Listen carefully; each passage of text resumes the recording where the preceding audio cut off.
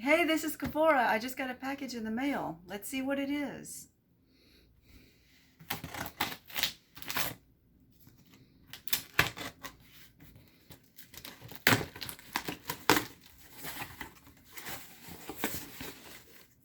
Star Trek Discovery, Black Alert.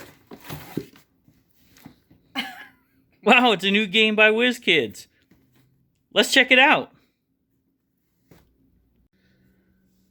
So, Star Trek Discovery, Black Alert game by WizKids. This is what the box cover looks like. What I enjoy about the cover art is it actually looks like the intro to the first season of Star Trek Discovery.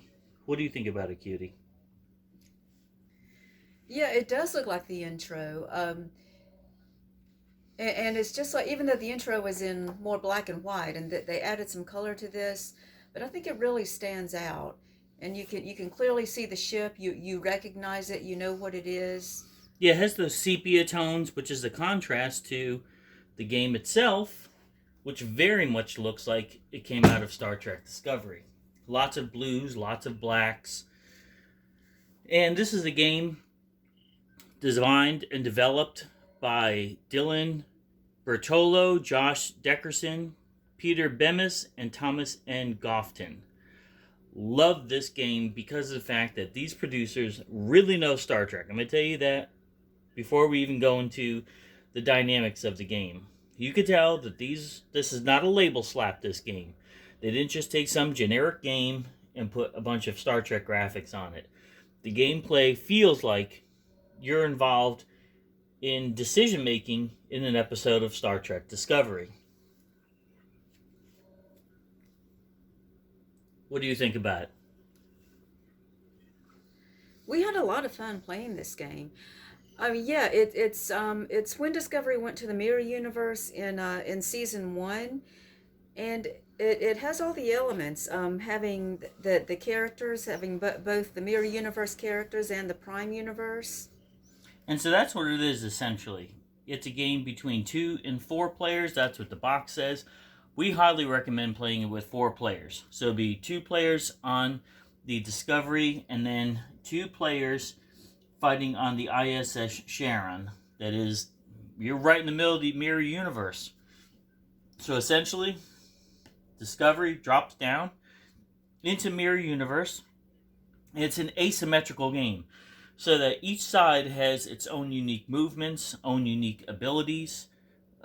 Essentially, it's so radically different playing on both sides.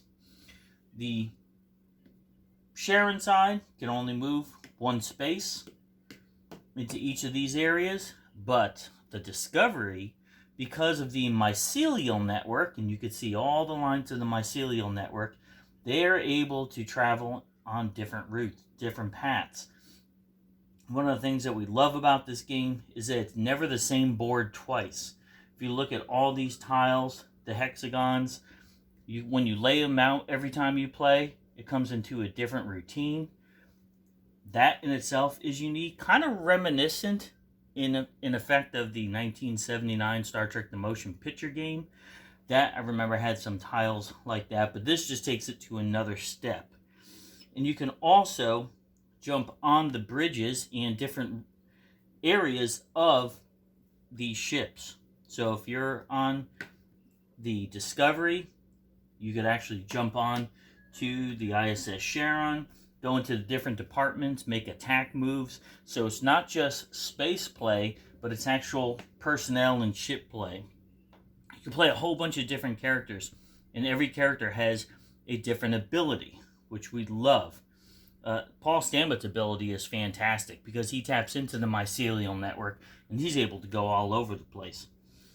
Another big bonus about this are the fact that these player aids are so clear and concise.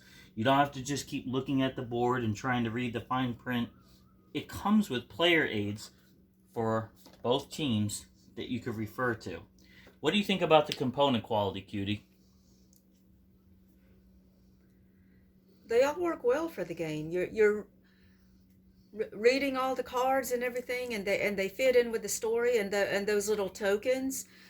I love how they're actually the colors of the uniforms that they didn't really use on Discovery first season, the red, yellow, and blue, the primary colors. But the tokens are great, and the player pieces. You know, we were saying we wish that they had done a little more with the pieces to show the ships and the characters, because those are a little too dark and they're kind of all a little too similar. But just like the show, it's a little too dark. So in that sense, they really tried to mirror the show. I did like the graphics on the cards. You could tell the producers, those game designers, boy, they really know the characters in the show and they know the themes of the show, because everything actually ties in with the dynamics of Discovery, the characters of Discovery, going into teamwork, going into the emergency spore jumps, Stamets' use of ingenuity, even black alerts. I love this fact.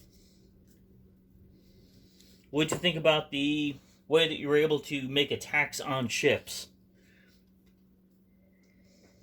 Yeah, another thing about it's part of the game that you might be able to beam over to the other ship and sabotage it in some way, cause damage to the bridge or to some other area. I mean, all of that is really neat.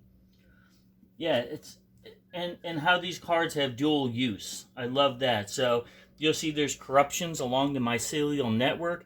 They use one half of the card for the corruption, but then the other half of the card is with regards to the Terran fleet.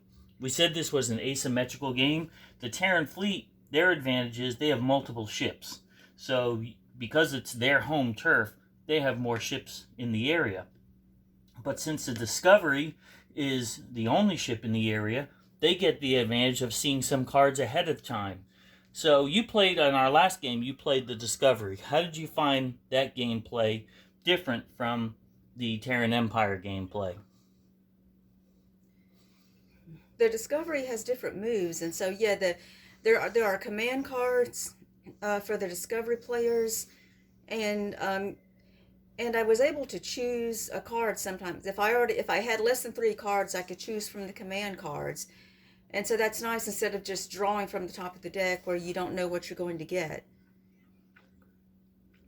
Interesting that they actually give us some information that about these characters that you didn't even see on the show sometimes. So as far as the game design, absolutely fantastic. The gameplay, again, 4 players is much better than 2 players, because you're able to team up, you're able to work your hands together and to be able to strategize. One person can be doing work on the ship itself, another person can be making maneuvers in space. I think that's a better gameplay. The quality of the components, absolutely love it. I mean, WizKids, they're known for producing quality, because we like the HeroClix as well. So overall, what's your impression of this game? Is it keep it or trade it in? It's definitely a keep it. Yeah, the replayability, which means a lot to us, is infinite because of all the different ways that you can make the game change as time goes on. So, the U.S.S. Discovery, I mean, this is a home run for us. This Black Alert game by WizKids. We definitely recommend you pick it up as well.